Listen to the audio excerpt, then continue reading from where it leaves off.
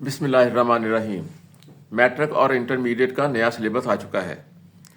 इस साल 9th और फर्स्ट ईयर का इम्तहान बोर्ड ऑफ इंटरमीडिएट नए सिलेबस के तहत लेगा। इस साल इम्तहान में सिर्फ सिलेबस ही नया नहीं होगा, पेपर करने का अंदाज भी नया होगा, मार्किंग का अंदाज भी नया होगा, लिखने का अंदाज भी काउंट किया जाएगा।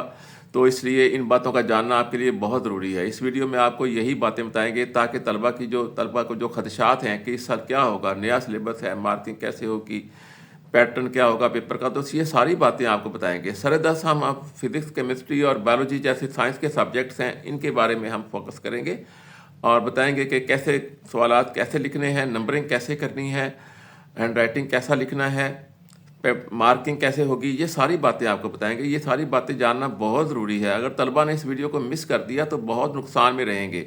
लिहाजा तैयार हो जाइए ये जानने के लिए कि इस साल इम्तहान कैसा होगा। तो सबसे पहले आप जो नए स्टूडेंट हैं, जो नए लोग हैं, वो सब्सक्राइब कर दें और दूसरे जो हैं वो शेयर करें। सबसे इम्पोर्टेंट बात यह है कि जब आपको रोल नंबर स्लिप मिल जाए और उसके ऊपर सेंटर लिखा होगा तो एक दिन पहले सेंटर का विज़िट करें। ये लाजमी बात है, बाद में मुश्किलात पेश आती हैं। इसके बाद आपने साथ क्या क्या चीज़ें लेके जानी है। आपने एक अच्छा पेन, 2 पेन लेके जाने हैं, साथ इंक पॉट, उसके बाद कैलकुलेटर और एक आपने स्केल जिसको रूलर कहते हैं या कई बार लोग फुट्टा भी कहते हैं, ये चीज़ें आपने लेके जानी है। तो 2 पेन होने चाहिए, एक वो जो आजमूदा हो जिसके साथ आप पहले काम करते रहें, और एक नया पेन जो है वो आपको लेना चाहिए। ये बात का लड़के एक दूसरे से मांगते हैं और उनके ऊपर केस हो जाता है, उनके ऊपर सख्ती होती है, तो ये काम नहीं करना। ये सारी चीज़ें लेके जानी है, एक दिन सेंटर का पहले विज़िट करना है। अब आपको बताते हैं कि पेपर कैसे करना है, कैसे रोल नंबर लिखना है और इसके अलावा बाकी चीज़ें, बाकी क्वाइफ आपने पेपर के ऊपर कैसे लिखनी है, आपको अभी ये भी बताएंगे। जी, अब आपको बताते हैं कि पेपर कैसे हल करना है। देखें, यहाँ लिखना है आपने intermediate first annual, intermediate examination के आगे लिखना है इंटरमीडिएट फर्स्ट एनुअल। ये एक डमी आंसर शीट है, किसी कॉलेज की है, लेकिन आपको तरीका बताएंगे, वहाँ भी ऐसे ही होगा। रोल नंबर बड़ा क्लियर तरीके से लिखना है, 52360 52, और वहाँ डिजिट अल्फाज में भी लिखना है। सब्जेक्ट लिखा होगा, वहाँ लिखना है फिज़िक्स। अगर फिज़िक्स का पेपर है तो फिज़िक्स लिखेंगे। आगे लिखा होगा पेपर के आगे आपने लिखना है पार्ट 1, पेपर के आगे पार्ट 1। तो बाकी चीज़ों पे अगर आपने यहाँ सिग्नेचर का है तो सिग्नेचर करने हैं। सिग्नेचर में आपने अपना नाम लिख देना है बस। बेहतरीन सिग्नेचर वो होते हैं जिसमें अपना नाम पढ़ा जाए। और यहाँ आपने कुछ नहीं लिखना, वहाँ एग्जामिनर के साइन होंगे। अब यहाँ से आपने लिखना शुरू करना है। बॉर्डर लाइन जो है ऐसे लगानी है, इतना मार्जिन रखना है, तकरीबन 1 इंच से भी कम, लेफ्ट साइड पर 1 इंच से भी कम और राइट साइड पर तकरीबन 1 इंच। यहाँ आप क्वेश्चन नंबर लिख सकते हैं, क्वेश्चन नंबर यहाँ भी लिख सकते हैं। और यहाँ आपने रफ अमल के लिए जगह छोड़नी है, रफ कोई मल्टीप्लाई करना चाहते हैं तो वो यहाँ लिखें। अब जो यहाँ से शुरू किया आपने क्वेश्चन नंबर 2, फिजिक्स में क्वेश्चन नंबर 2 जो होगा, क्वेश्चन नंबर 1 तो होगा MCQ का, क्वेश्चन नंबर 2 होगा शॉर्ट क्वेश्चंस, शॉर्ट आंसर्स। तो 2 लिख के क्वेश्चन नंबर 2 बड़ा सिंपल तरीके से, कोई डिज़ाइन नहीं बनाना, डिज़ाइन के कोई नंबर नहीं होते। डिज़ाइन वगैरह बनाते हैं तो डिज़ाइन के कोई नंबर नहीं होते। ऐसे देखें, डिज़ाइन बना हुआ है, डिज़ाइन के कोई नंबर नहीं होते हैं। क्वेश्चन नंबर 2 और यहाँ 1 लिख दें।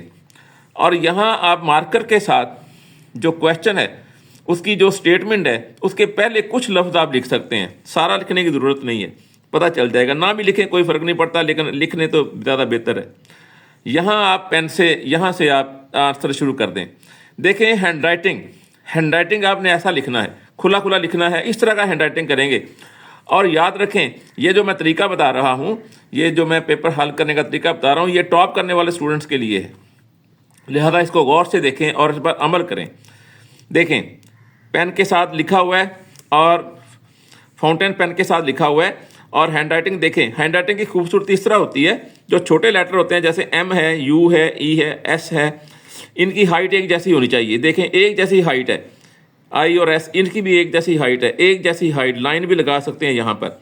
और जो बड़े हैं, जो ज़्यादा बड़े साइज़ के हैं, I, L, और इनकी भी हाइट एक जैसी होनी चाहिए। और दोनों लाइनों के दरमियान इतना गैप होना चाहिए। ये साइज़ देख लें आप, साइज़ ऑफ वर्ड्स ऐसा होना चाहिए कि दोनों लाइनों के दरमियान जो लेटर्स हैं, जो हरूफ हैं, वो एक दूसरे को टच ना करें। देखो, टच नहीं कर रहे हैं। ये क्वेश्चन भी है, define impulse and show that how it is related to momentum. तो हमने ये क्वेश्चन किया है, तो ये क्वेश्चन भी देख लें। इम्पल्स की डेफिनेशन लिख दी है और उसके बाद हमने उसको लिख दिया है कि ये इम्पल्स जो है इसकी रिलेशन बनती है चेंज ऑफ मोमेंटम, ये रिलेशन है। Thus impulse is equal to change of momentum. दूसरी बात ये है, जब ये ख़त्म हो जाए तो लड़के लाइन नहीं लगाते हैं, तो एग्जामिनर को पता नहीं चलता आगे चल रहा है या नहीं चल रहा है, वो कंफ्यूज हो जाता है। जहाँ भी क्वेश्चन ख़त्म हो आपने एक लाइन लगा देनी है, एक लाइन। उसके बाद अगले क्वेश्चन पर चलते हैं। यहाँ भी आपने सिर्फ क्वेश्चन नंबर लिखना है। क्वेश्चन नंबर 2 आपने पहले लिख चुके हैं, तो यहाँ क्वेश्चन नंबर 2 लिख के सवाल है state second of motion in terms of rotation in case of rotation. तो उसका भी हमने जवाब लिख दिया है। तो इतना मुख्तसर सा जवाब लिखा है, तो इसकी ये मैथमेटिकल फॉर्म है। तो in case of linear motion वो होता है F = ma। तो रोटेशन में आ जाता है, फोर्स की जगह पर आ जाएगा टॉर्क, मोमेंट ऑफ मैथ की जगह पर आ जाएगा मोमेंट ऑफ इनर्शिया, और लीनियर एक्सेलरेशन की जगह पर आ जाएगा एंगुलर एक्सेलरेशन। तो ये जो वेक्टर का निशान है ये यहाँ लगाना था, गलती से यहाँ लग गया, ए के अल्फ़ा के ऊपर वेक्टर का निशान लगाना था।